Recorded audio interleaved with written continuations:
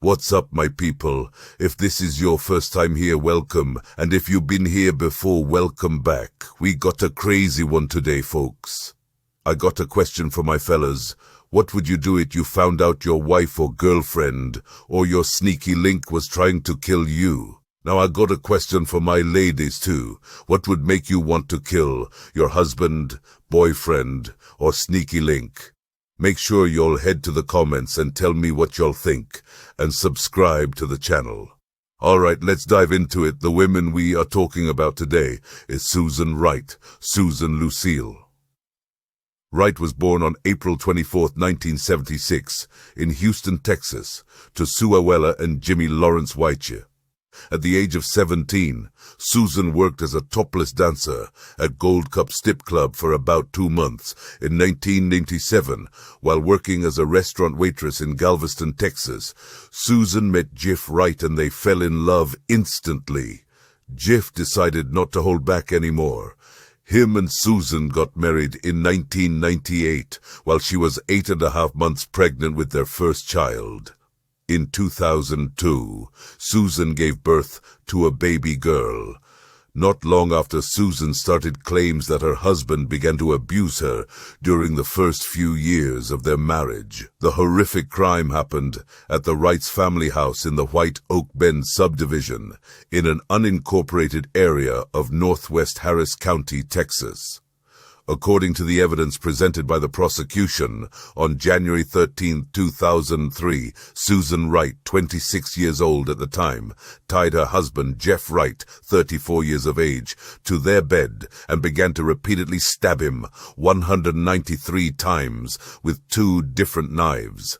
Susan then untied Jeff from the bed and drug his lifeless body through their house. She dug a hole and buried Jeff's body in their Houston backyard. Susan attempted to cover up the crime scene by painting the bedroom walls and ceiling. The very next day, Susan Wright filed a false domestic abuse report in order to get a restraining order against her already deceased husband, Jeff. On January 18th, Susan Wright asked her attorney Neil Davis to come to her home, and she admitted to stabbing her husband, Jeff Wright. Davis contacted the Harris County's district attorney's office to inform them that a body was buried under Susan Wright's house and that she had confessed to the killing. Susan Wright turned herself into authorities at the Harris County Courthouse on January 24th and was arraigned on murder charges that following Monday.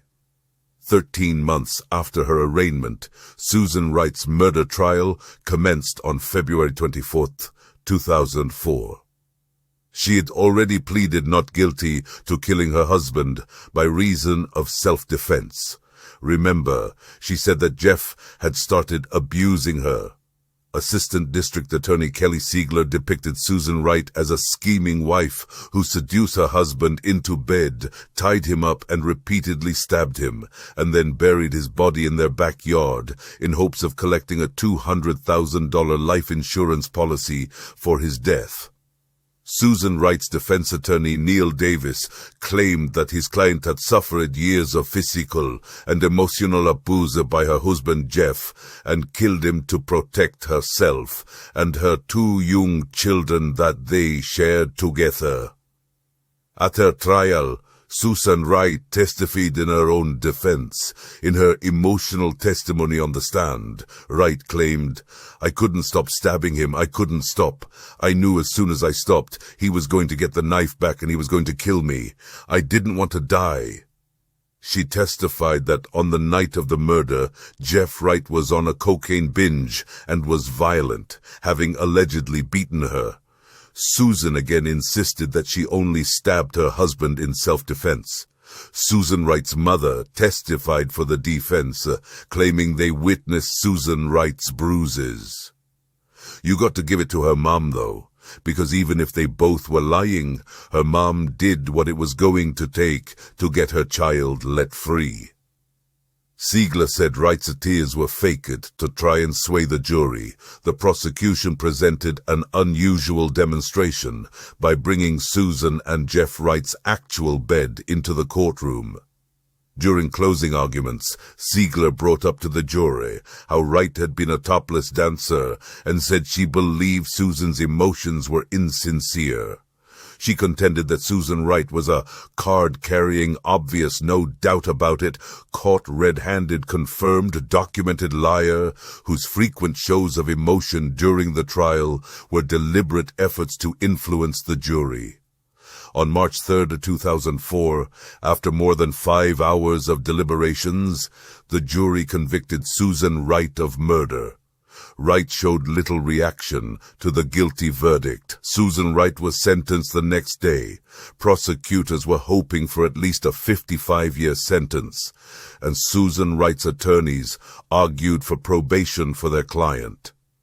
The jury sentenced Wright to 25 years in prison. She was imprisoned at the Crane Unit under SID number 0483555513. In 2005, the 14th Court of Appeals of Texas in Houston upheld Susan Wright's conviction. With a re-appeal in 2008, a new witness, Misty McMichael, the wife of former NFL Super Bowl champion Steve McMichael and ex-fiancé of Jeff Wright, came forward to tell her story of how she endured abuse and violence during her 4-year relationship with Jeff Wright. This in some ways backs up what Susan claimed about Jeff beating her for years.